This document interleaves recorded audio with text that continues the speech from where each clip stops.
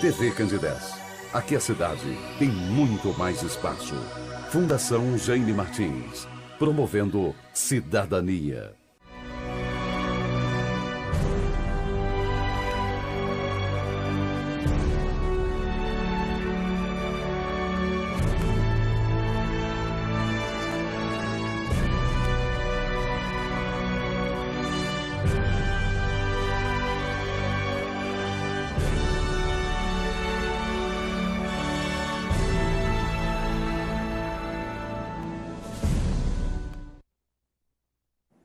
Olá, caros amigos que agora acompanham a TV Candidez.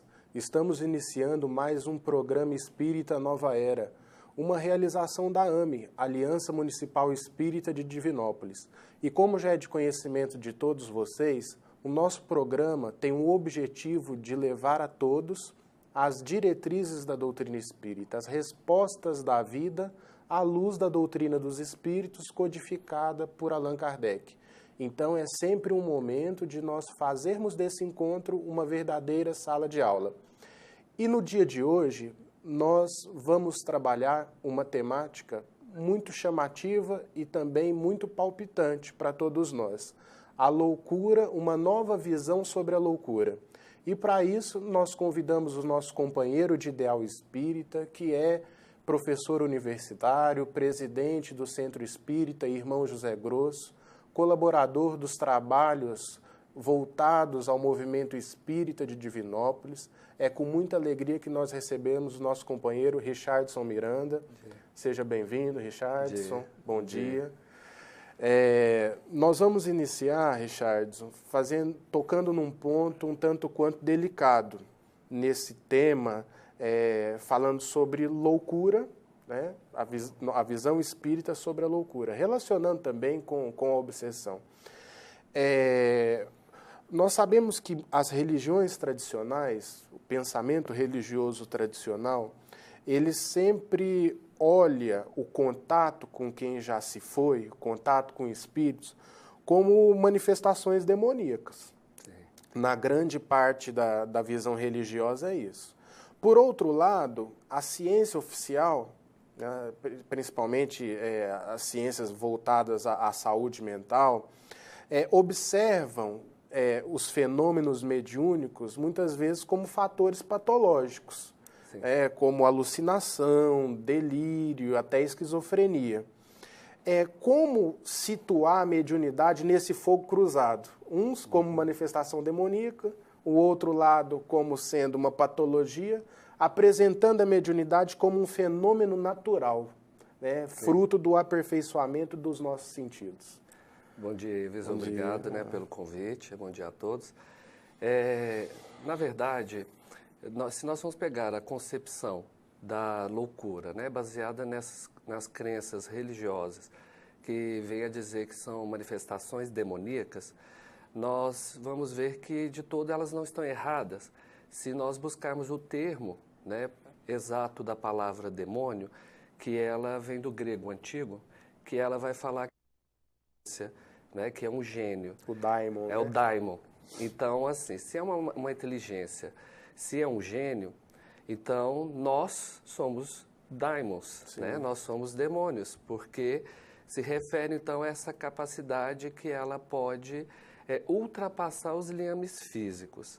Então, quando essas, né, outras crenças religiosas, elas colocam que são influências demoníacas, então, propriamente nós pensarmos, né, dentro do delineamento espírita, o qual nos traz que nós somos espíritos numa condição transitória, ou seja, encarnados, e ao desencarnarmos, nossa, essa inteligência, esse gênio, ele continua atuando, né? Ele somente estará despido deste corpo físico, e assim como nós estabelecemos relações uns com os outros enquanto estamos aqui encarnados, enquanto desencarnados também esse intercâmbio ainda acontece. Sim. Então, de uma certa forma, a compreensão deles não está errada, que realmente sim, podem haver situações que há essa influenciação extracorpórea. Só que nós temos que pegar a luz das obras que nos dizem que isso é o estado do nível evolutivo desse indivíduo. né, desse espírito.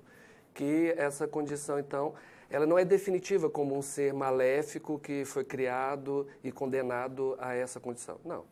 É um ser que pode estar nesse nível aí, ou voltado para o mal, ou voltado para o bem. E, dentro das nossas semelhanças, das nossas afinidades, eles, então, atuarem, né, e terem essa relação aí com alguns processos mentais.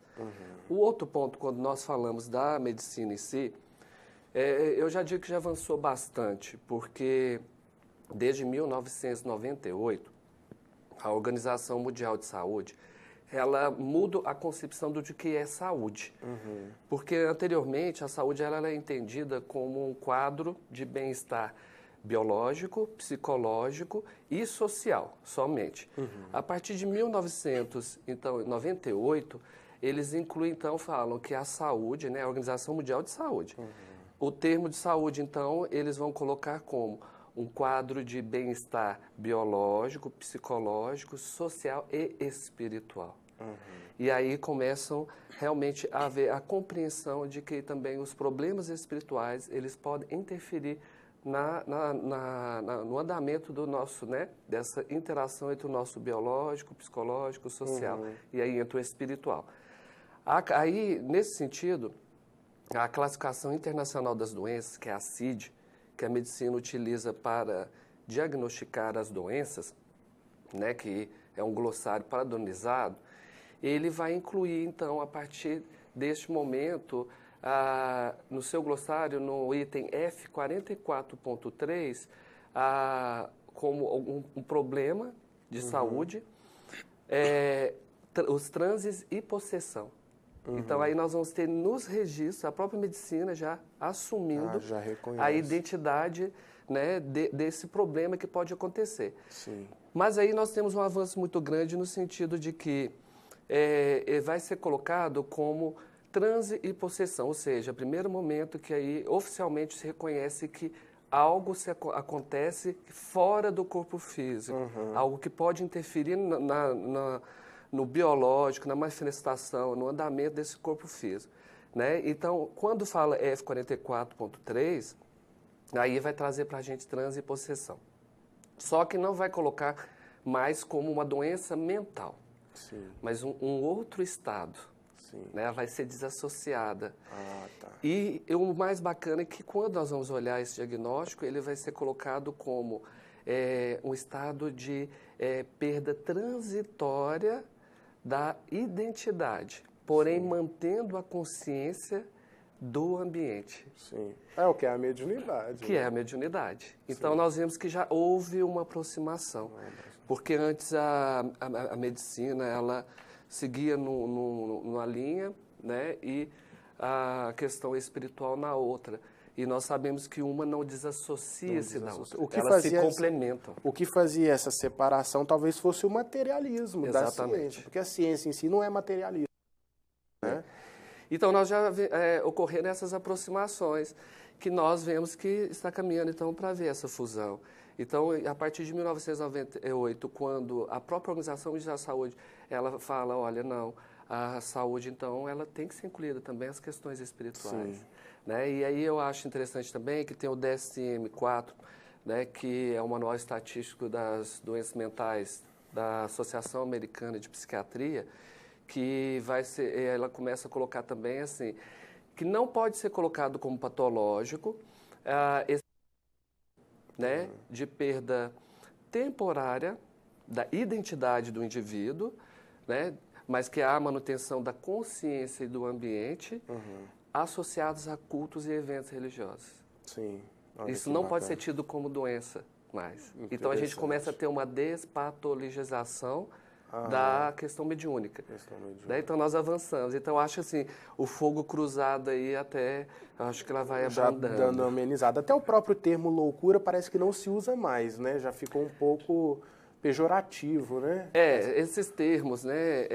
A alienação, a loucura, que se define então aí, elas acabam selando os indivíduos, Sim, né? Estereotipando eles. Isso. Então, a gente pode estar utilizando mais aí os indivíduos que são portadores, né, de um transtorno mental. Sim, porque, uma distonia, né? Que aí a gente vê que também podem haver situações, mesmo tratando do biológico, que elas podem ser reversíveis. Sim, Richardson, a gente tem na mediunidade, a gente sabe que nem toda influência ela é positiva.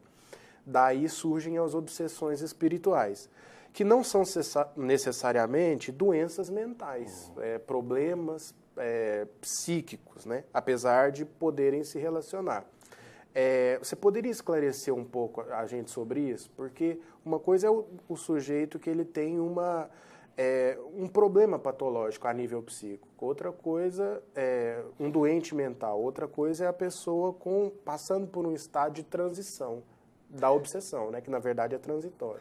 Sim, O problema mental também é transitório. Exato. Primeiramente, né, e até à luz do Espiritismo, nós temos que entender que o que pode ser, então, a manifestação das doenças mentais. Nós também não podemos ficar fanáticos, né, na concepção espiritualista, quanto a dizer que todas as doenças mentais são de base espiritual, tá? Porque nós vamos ter, sim, a doença mental que ela é gerada a partir de um mau funcionamento biológico. Né? O indivíduo pode ter malformações ali a nível dos seus, no nível do seu sistema nervoso, das transmissões neurológicas, né? Dos fatores, dos neurotransmissores, dos neuroreceptores, ou seja, a matéria, ela apresenta, sim, um déficit, né? Ela apresenta um problema que isso vai resultar no mau funcionamento mental. Sim. Não tem nada a ver com o espírito aí. E às vezes até chega na casa espírita achando que é uma influência espiritual. Exato. E se tiver mal orientado aquele centro. Exato. Aí nós temos que pensar o seguinte: primeiro nós temos esse grupo de indivíduos que é a própria parte biológica mesmo.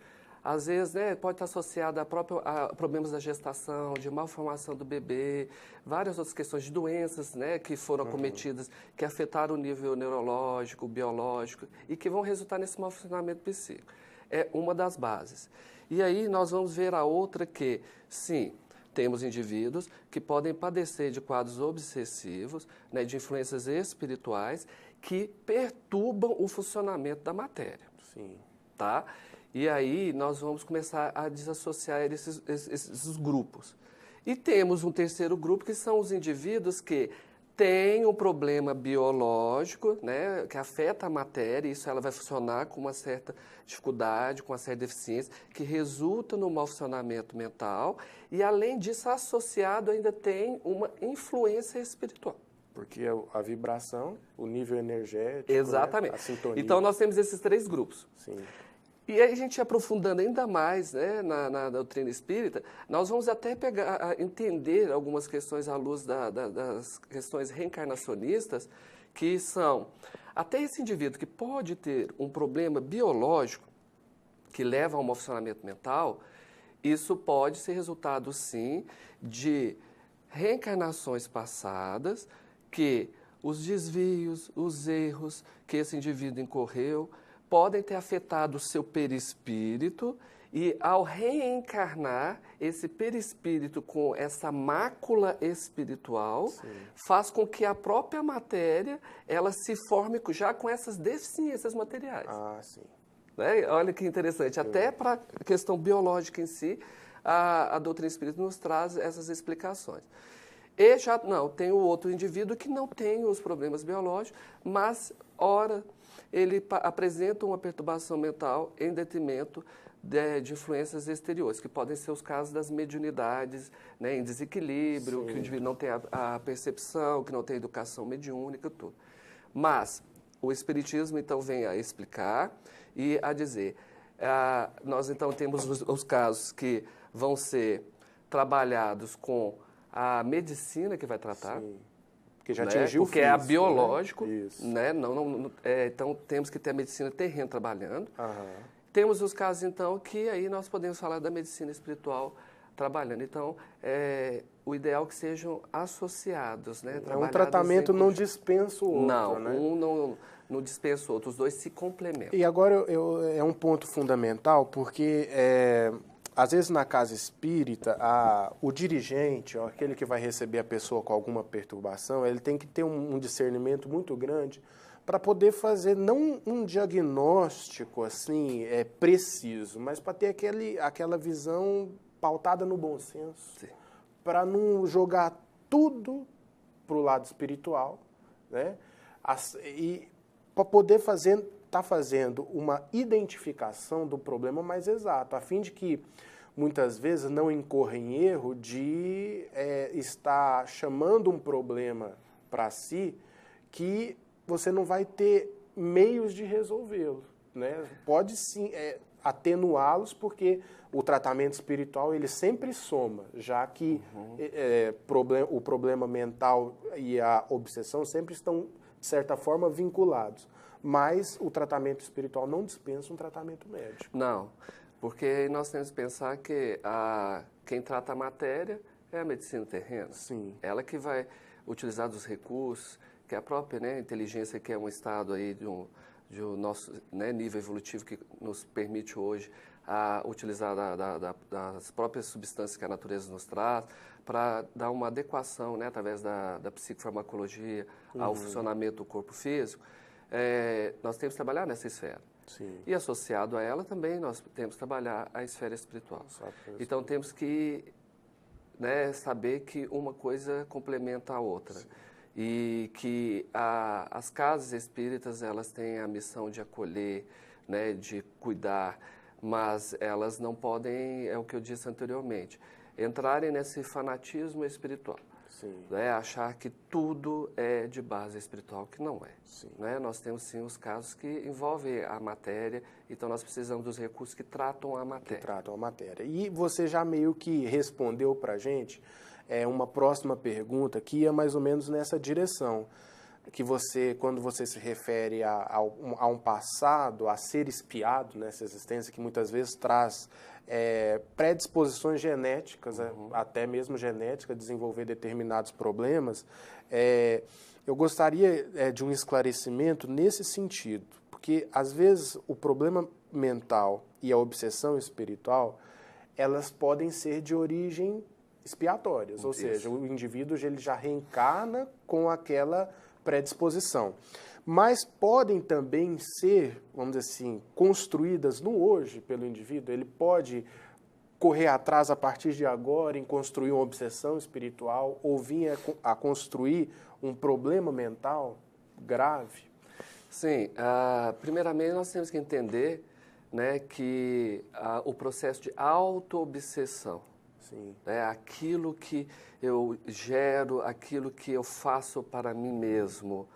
Então, primeiramente, nós temos que pensar que qualquer processo de desequilíbrio mental, ele começa a partir de nós, com nós mesmos, né? Então, nós podemos dizer até que se trata aí, primeiramente, de um estado de auto-obsessão, né? Que pode ser leve, moderado ou grave. Então, que nós vamos levando a esse desequilíbrio.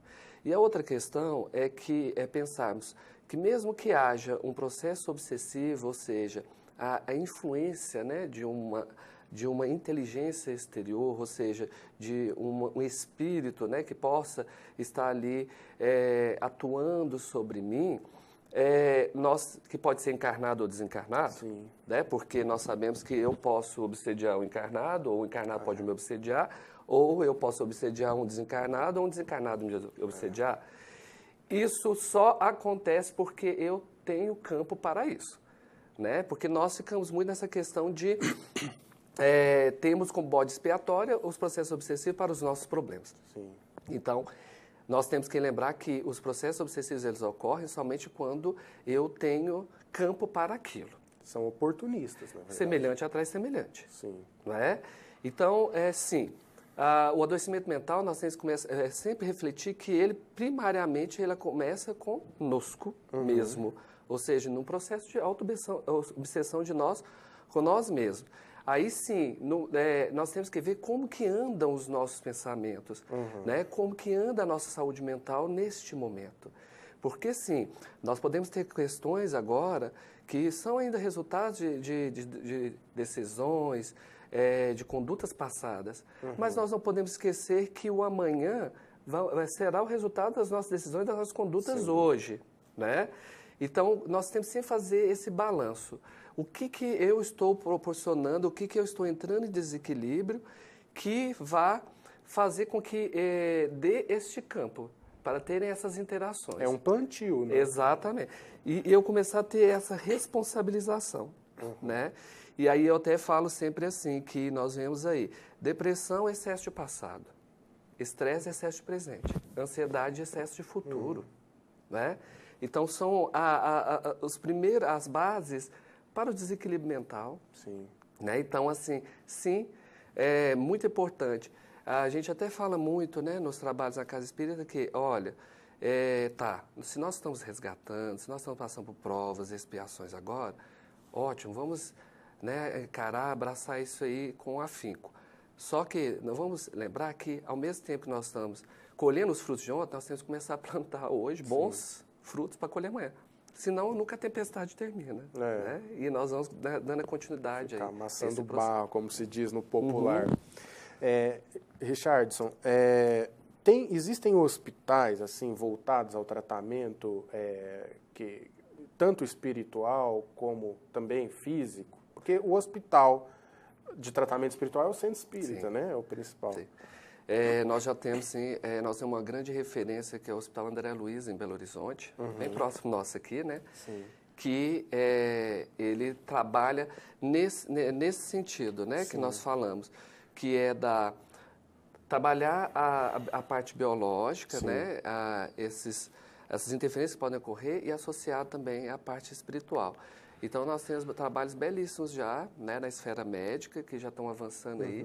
E aí eu cito como exemplo o próprio Hospital André Luiz, em Belo Horizonte, que é espírita. Sim. Né, que trabalha com a doutrinação, trabalha com a desobsessão, trabalha, então, já tentando fazer essa interlocução, né, da ciência médica com a ciência espiritual. Richardson, e eu queria te perguntar, uma vez estabelecida a obsessão, qual que é o tratamento a ser adotado a fim de que possa haver a recuperação do enfermo, vamos dizer assim? Porque o obsediado, na verdade, é um enfermo, né? Exato. Olha, primeiramente é o que nós já estamos falando, né? Nós temos que, primeiro, verificar, né, a parte funcional biológica, né? Porque esse corpo físico é o carro que está nos transportando aqui. Então, nós temos que ver como anda o funcionamento desse veículo físico e o que pode ser feito para melhorar a qualidade desse veículo físico. Se nós temos algum problema, vamos buscar a medicina terrena para poder ver se com medicações, com psicoterapias, com outros tratamentos, se a gente pode proporcionar esse reequilíbrio. E em segundo, nós temos aí o nosso tratamento espiritual. Sim. Tá? Buscar as questões do espírito e tentar começar a trabalhar a reforma íntima, a edificação, porque uma coisa não se desassocia da outra. Sim. O passe também, são recursos, a água magnetizada, as palestras públicas. As palestras públicas, que a gente está fazendo a autoeducação. Uma forma de desvincular o pensamento, porque a obsessão a gente sabe que é uma conexão de pensamentos, né? Sim. E que estão, vamos dizer assim, vibrando naquela mesma sintonia. Você mesmo falou semelhantes. Exato. Então, para quebrar essa semelhança, um precisa sair fora da jogada. Precisa. E eu falo sempre a gente se preocupar muito com o nosso alimento mental. Sim. Porque nós hoje estamos até avançando, preocupados com o nosso alimento material, né? Se isso tem muitas gorduras, como se isso tem muito carboidratos, vai desequilibrar a minha saúde física, mas nós não temos nos preocupado com a nossa saúde mental, que leva a esse desequilíbrio espiritual, né? Nós não preocupamos com o que nós estamos assistindo, o que nós estamos lendo, o que nós estamos ouvindo. Isso tudo é o alimento mental, que vai resultar depois na questão da nossa condição espiritual também, vibracional, né? E nesse desequilíbrio que acontece, né? Nesse inteirinho aí do biológico, do psíquico e do espiritual. Com certeza. Richardson, nós gostaríamos muito de agradecer a sua presença. Tá? O nosso diálogo foi muito esclarecedor. Gostaríamos também de agradecer a todos os nossos telespectadores pela paciência, pela audiência. Lembrando ainda que na próxima terça estaremos aqui refletindo sobre outros assuntos sempre visando levar até você maiores esclarecimentos. Desde já, desejamos muita paz e até a próxima.